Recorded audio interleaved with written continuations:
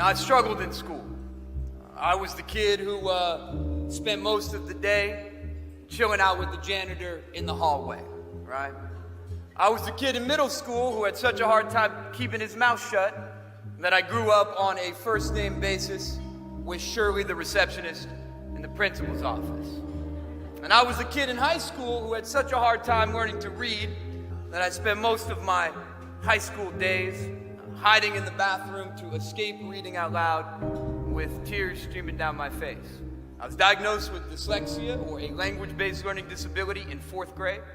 I was diagnosed with ADD, or attention deficit hyperactivity disorder, in 5th grade. And I dropped out of school for a year in 6th grade. I was a kid who believed that because I was different, I was deficient. That I was the stupid, crazy, and lazy kid. And you can imagine by the time I re-enrolled in high school, there were a lot of low expectations that surrounded me. I was told by my dad that I would probably be a high school dropout. And I was told by a teacher, unfortunately, that I would most likely end up in jail or incarcerated. But you know what? I beat those odds, transcended those low expectations. I want to spend my time with you talking about what are the things, investments, commitments that help young folks like me beat those low expectations and prove them wrong. And in my life, it was really 3 things. I'm here today because of multiple teachers, but I want to tell you about one of them. A guy named Father Young. Met Father Young at a tipping point in my life where I could have went left, but I went right.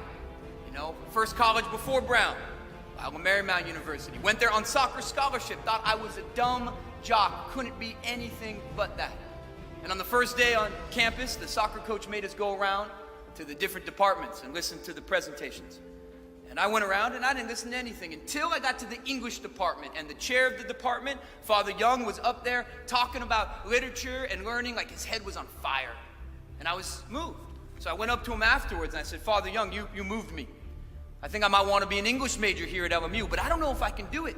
I don't read well, I don't write well, I don't spell well.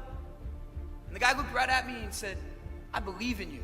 Some of the most gifted thinkers in the world, W.B.H., John Irving, they were thinkers like you. You can do this. So I was changed. That moment, I walked across campus to the other side, to the dean of academic enrollment. I walked into that guy's office, and I said, I'm going to study me some English literature here at LMU, right? It is game time. Let's do this, And that guy, he pulled out my file, right? The Individualized Education Plan, the IEP, right? NSA, KGB, got nothing on the IEP, okay? They've been doing deep intel on me my whole life. It ain't good news in that file. It's this thick. He flips through it. He laughs and he says, English literature, I won't approve that major. You should consider something less intellectual. So I was deflated like a balloon. Back to the kid in the hallway. Walked back across campus to Father Young and said, not going to be an English major. And he said, why? I said, that guy thinks it's too hard because of my disabilities. Father Young was real quiet. Then he looked at me and he said, in a way that only an old school Jesuit can, he said, well, son, I guess you're just going to have to prove that bastard wrong.